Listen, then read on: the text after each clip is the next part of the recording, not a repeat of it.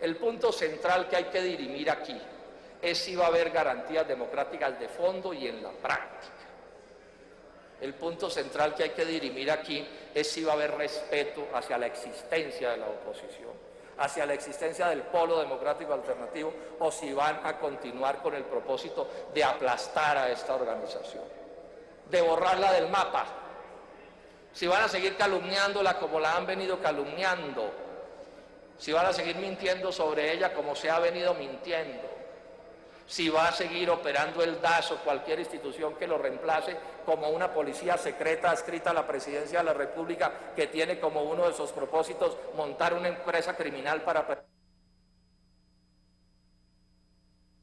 3 minuticos para el senador.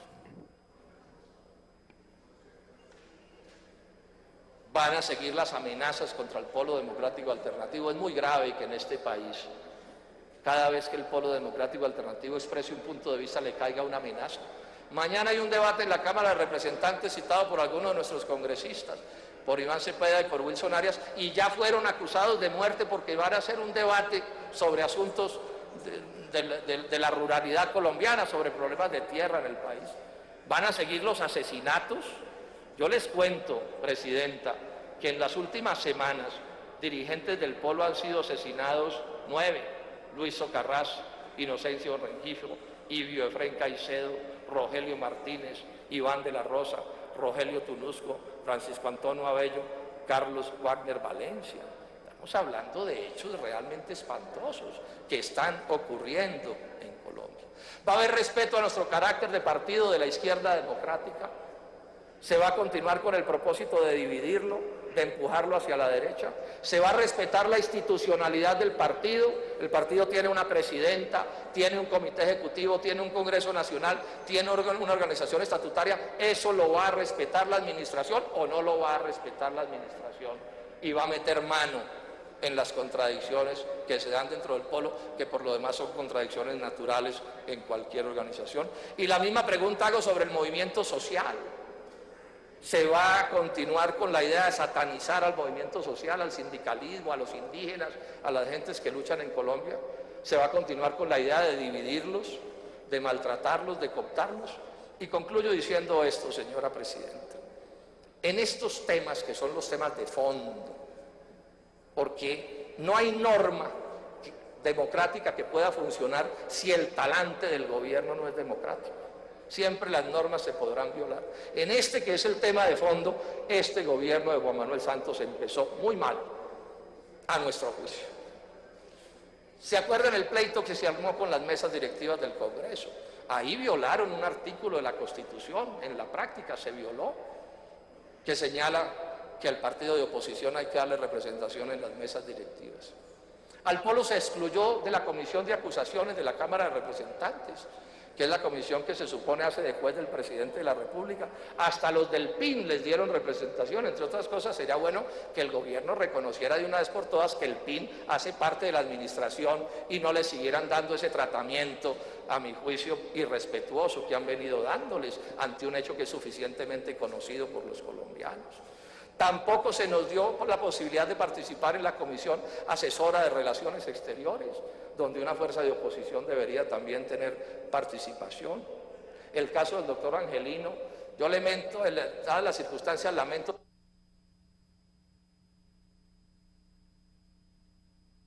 Un minuto, senador.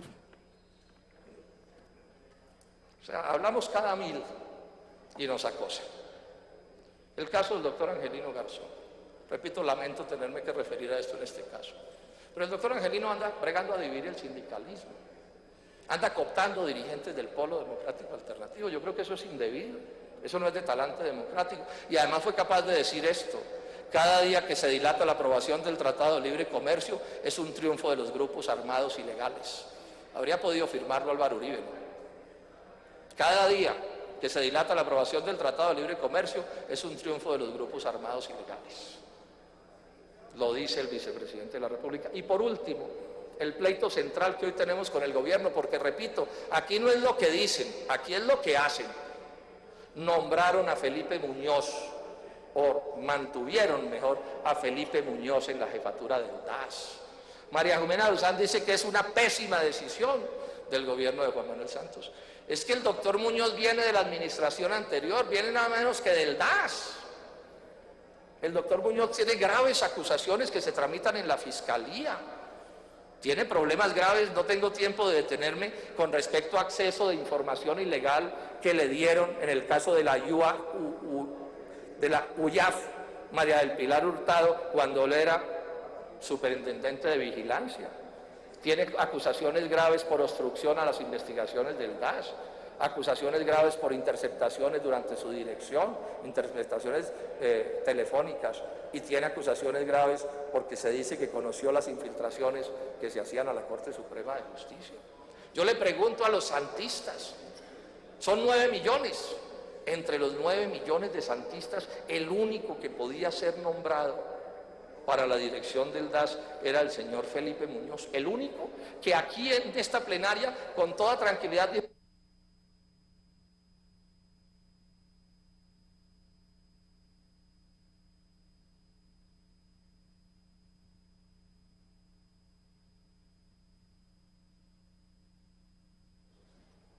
Un minuto, senador. Permítatelo. ¿Cuánto llevo a propósito?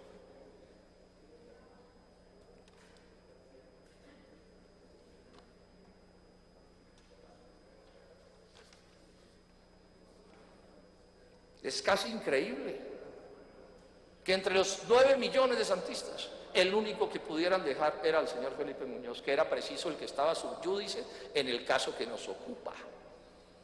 Si no es para que continúe el tapen-tapen, ¿por qué lo dejan allí? Si no es para proteger las espaldas de alguien, ¿para qué lo dejan allí?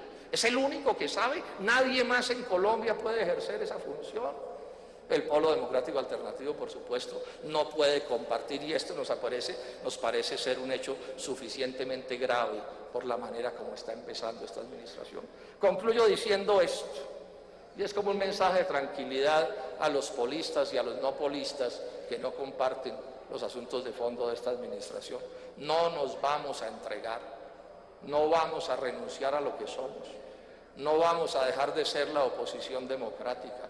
Seguiremos cumpliendo con nuestro papel. Ni nos vamos a desdibujar, ni nos vamos a confundir, ni nos vamos a dejar enredar. Seguiremos fieles a la idea de no engañar, de no faltar a la verdad, de no manipular, pero también hacer esfuerzos que los otros no engañen, que los otros no manipulen, que los otros no engatusen, porque aquí en Colombia necesitamos que se abra paso la verdad, para que algún día los colombianos entiendan lo que está pasando y algún día los colombianos respalden alternativas distintas, para que esas alternativas distintas lleguen a la dirección del Estado y empiecen a encarrilar este país por la senda del progreso, pero me refiero por la senda del progreso para la nación colombiana, no para unos cuantos miembros de esta nación que han logrado separar su suerte personal de la suerte de los demás compatriotas. Muchas gracias. A ver, lo primero es insistir en el punto de fondo de las razones del desacuerdo con la actual administración, la del presidente Santos, ¿no? Es que el proyecto económico y social del uribismo y del santismo, y por eso digo yo que Santos es Uribe 3, eso no tiene la menor discusión, es exactamente así, se puede demostrar de muchas maneras. Y es un proyecto económico y social que no compartimos porque tiene los dos peores defectos que pueda tener un proyecto económico y social. El primero es que incentiva, establece, presiona una descomunal desigualdad social. O sea, es un régimen de una lógica plutocrática, no democrática en lo económico. Y más grave aún, destruye la potencialidad de este país de crear riqueza. Ya les decía, nos está sobrando la tierra, nos está sobrando la gente, porque esa globalización que se nos impone nos impide aplicar productivamente a nuestro pueblo a las faenas productivas, o sea, peor no puede hacer. Por eso es que lo insinué, pero en este momento lo quiero plantear con más precisión. Aun cuando en Colombia hubiera todas las garantías políticas, esta fuera una democracia perfecta, etcétera, etcétera, que no lo es porque es el horror lo que hemos vivido, el Polo Democrático Alternativo estaría en la oposición, porque es que la política finalmente es un medio para establecer un cierto tipo de relaciones económicas y sociales. Y ratificarme en una idea: el gobierno del presidente Santos empieza fundamentalmente mal, senador Vargas Lleras, en los temas de la oposición. Aun cuando se termine tramitando de una u otra manera un estatuto de la oposición, y empieza mal porque se empeña en dejar en la dirección del DAS a una persona que no debería ejercer ese cargo. Todos sabemos el horror de lo sucedido en el DAS, una empresa criminal.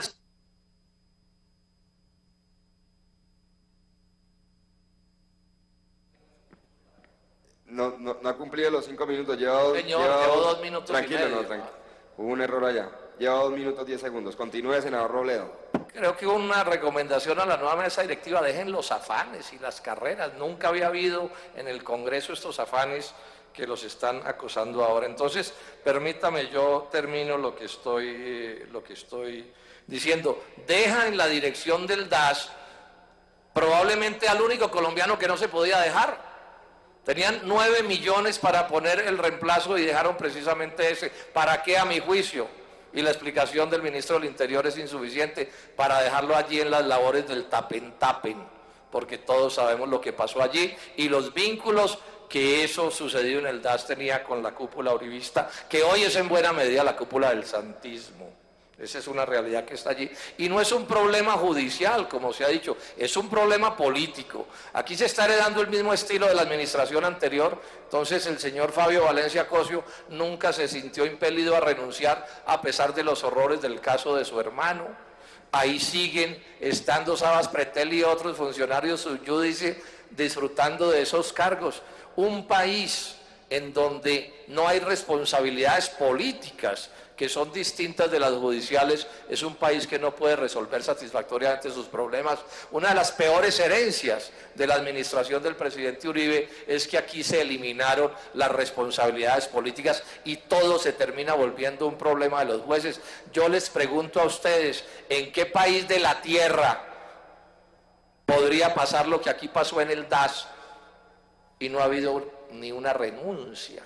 No ha habido una sola responsabilidad política. En cualquier otra parte del mundo se cae el gobierno entero, no porque la fiscalía compruebe los crímenes allí cometidos, sino porque el solo hecho político del que estamos hablando sería suficiente. Pero repito, esta es una de las peores herencias de la administración de Álvaro Uribe, que parece que el presidente Santos asume completa, que es el hecho de que se va a proteger a ciertos funcionarios hasta el final de los días, pase lo que pase, con hechos tan graves como los que estamos mencionando. Otra razón más, además de las económicas y las sociales, para que el polo se mantenga en la oposición. Y estén seguros los del polo y los colombianos, no nos vamos a entregar, no nos vamos a doblegar, no vamos a entrar en componendas, no vamos a ponerle adjetivos a nuestra oposición, porque somos la oposición, porque no compartimos la manera como se gobierna a este país. Muchas gracias, señor presidente. Iván de la Rosa, Rogelio Tunusco, Francisco Antonio Abello, Carlos Wagner Valencia. Estamos hablando de hechos realmente espantosos que están ocurriendo en Colombia. ¿Va a haber respeto a nuestro carácter de partido de la izquierda democrática? ¿Se va a continuar con el propósito de dividirlo, de empujarlo hacia la derecha? ¿Se va a respetar la institucionalidad de los acusados de muerte porque van a hacer un debate sobre asuntos de la ruralidad colombiana, sobre problemas de tierra en el país? ¿Van a seguir los asesinatos? Yo les cuento, presidenta, que en las últimas semanas dirigentes del polo han sido asesinados 9: Luis Socarrás, Inocencio Rengifo, Ibio Efrén Caicedo, Rogelio Martínez. 3 minuticos para el senador. Van a seguir las amenazas contra el polo democrático alternativo. Es muy grave que en este país, cada vez que el polo democrático alternativo exprese un punto de vista, le caiga una amenaza. Mañana hay un debate en la Cámara de Representantes citado por algunos de nuestros congresistas, por Iván Cepeda y por Wilson Arias, y ya fue. Si van a seguir calumniándola como la han venido calumniando, si van a seguir mintiendo sobre ella como se ha venido mintiendo, si va a seguir operando el DAS o cualquier institución que lo reemplace como una policía secreta adscrita a la presidencia de la República, que tiene como uno de sus propósitos montar una empresa criminal para... El punto central que hay que dirimir aquí es si va a haber garantías democráticas de fondo y en la práctica. El punto central que hay que dirimir aquí es si va a haber respeto hacia la existencia de la oposición, hacia la existencia del polo democrático alternativo, o si van a continuar con el propósito de aplastar a esta organización, de borrarla del mapa,